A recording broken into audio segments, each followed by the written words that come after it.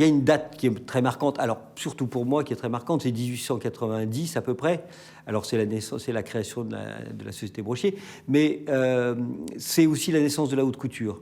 On dit 1890-1900, naissance de la haute couture, et d'un seul coup, on a habillé les châteaux, on a habillé les reines, on a habillé toute la cour.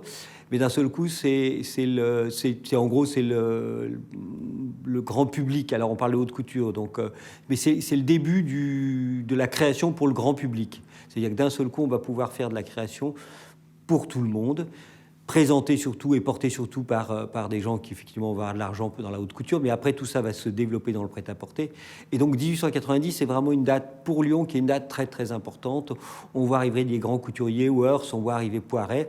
Et donc ce métier-là, qui était déjà un métier très riche dans sa création, qui travaillait avec, donc on avait dit, les châteaux, l'aristocratie et la religion. Là, d'un seul coup, en fait, ouvre son marché complètement à, en fait, tout le monde.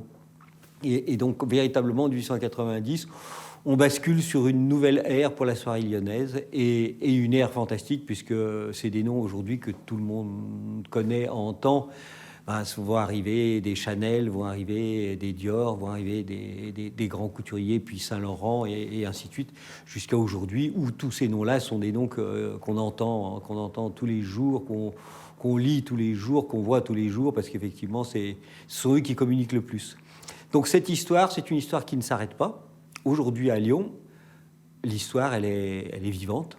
Ça veut dire que depuis 1400, on va dire que cette histoire ne s'est jamais arrêtée. Lyon a été la capitale de la soie. Elle l'est éventuellement encore un peu. Simplement, le nombre de sociétés a beaucoup été réduit.